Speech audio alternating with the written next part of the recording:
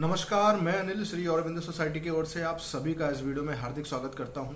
हम शिक्षा में शून्य निवेश नवाचार कार्यक्रम ZIIAI द्वारा विकसित एक शून्य निवेश नवाचार के बारे में आपको विस्तार से बताने जा रहे हैं।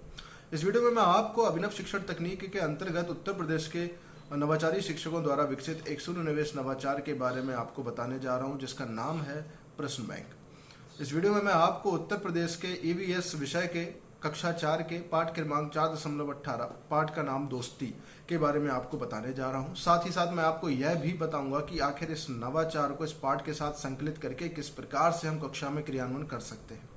तो इस पूरी प्रक्रिया की जो अवधि है वह 20 मिनट निर्धारित की गई है, जो कि 30 विद्यार्थी एवं एक शिक्षक के अनुपात के अनुसार निर्धारित है। यदि आपकी कक्षा में 30 से कम या ज़्यादा विद्यार्थी हैं तो आप इसकी समय सीमा को कम या ज़्यादा भी अपने अनुसार कर सकते हैं। चलिए अब बात करते हैं इस नवाचार की शुरुआत से पहले आखिर इसकी नवीनता एवं उपयोगिता की।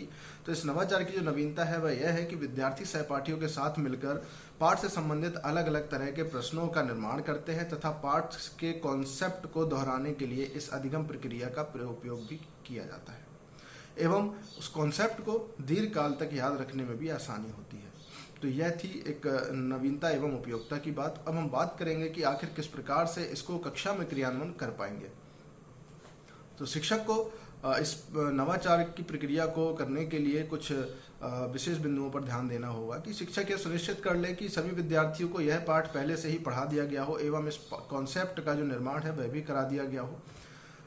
इसके पश्चात शिक्षक को सभी विद्यार्थियों के साथ कक्षा में कुछ नियमों का पालन कराना है। जैसे शिक्षक को बताना है कि सभी विद्यार्थी इस पाठ या कॉन्सेप्ट के आधार पर कुछ प्रश्न बनाकर लेकर आएंगे। जैसे कि इस पाठ के लिए जो कॉन्सेप्ट है वह यह है कि ग्रामीण परिवेश एवं विभिन्न खेल, यानी ग्रामीण परिवेश और विभिन्न खेल के बारे में विद्यार्थियों को कुछ प्रश्न बनाने हैं। तो शिक्षक ये निर्देश देते हैं कि सभी विद्यार्थियों को इस कॉन्सेप्ट के आधार पर, पाठ के आधार पर कुछ प्रश्नों का निर्माण करना है। यह प्रश्न किसी भी प्रकार के हो सकते हैं, लघु उत्तरीय हो सकते हैं, दीर्घ उत्तरीय हो सकते हैं, अति लघु उत्तरीय हो सकते हैं एवं बहुविकल्पी प्रश्न भी इसमें शामिल हो सकते हैं। तो विद्यार्थी को जिस प्रश्नों में सुविधा हो वह उस प्रकार के प्रश्न बना सकते हैं एवं सभी विद्यार्थियों को कुछ समूहों में विभाजित कर दिया जाता है। जैसे 30 विद्यार्थी हैं तो उनको 7 समूह में विभाजित कर दिया जाता है ताकि लगभग 4 विद्यार्थी एक ग्रुप में बने रहें। उन 4 विद्यार्थियों में से एक विद्यार्थी को एक ग्रुप का प्रतिनिधि बना दिया जाता है ताकि वह प्रश्न बैंक बनाने में उनको आसानी हो। तो इसी प्रकार से निर्देश दिया जाता है, सभी विद्यार्थी अपने अपने प्रश्न बनाना प्रारंभ कर लेते हैं। सभी विद्यार्थी प्रश्न बनाने के बाद जो उनका प्रतिनिधि है वह सभी प्रश्नों को मिलाकर एक प्रश्न बैंक तैयार करता है। सभी जो समूह है उनके प्रश्न बैंक तैयार हो जाने के बाद शिक्षक आदेश देते हैं कि सभी प्रश्न बैंकों को आपस में एक दूसरे में आदान प्रदान कर दें। तो जैसे ही सभी प्रश्न बैंकों का आदान प्रदान कर दिया जाता है तो सभी विद्यार्थियों के पास नए प्रश्न आ जाते हैं। उन नए प्रश्नों का पूरा समूह मिलकर उत्तर लिखने की कोशिश करता है एवं जब सभी समूह उसके उत्तर देने में सफल हो जाते हैं, जहाँ पर भी नहीं होते हैं वहाँ पर शिक्षक उनकी सहायता करते हैं। तो इस प्रकार से सभी विद्यार्थी नए प्रश्नों का उत्तर देने की प्रयास करते हैं और जब सभी उत्तर दे दिए जाते हैं तो उसके बाद शिक्षकों तक उस प्रश्न बैंक को सम्मिलित कर दिया जाता है। शिक्षक उन सभी प्रश्नों को एक बार देखते हैं और जो पुनरावृत्ति वाले प्रश्न होते हैं उनको हटा दिया जाता है एवं एकल प्रश्नों को साथ में लेकर के फिर उनका एक बड़ा सा प्रश्न बैंक शिक्षक तैयार कर देता है और सभी विद्यार्थियों की कॉपी पर वो प्रश्नों को अंकित करवा दिया जाता है ताकि परीक्षा की दृष्टि से भी उन तक वो प्रश्न बने रहें एवं उनको उन प्रश्नों को याद करने में भी आसानी हो।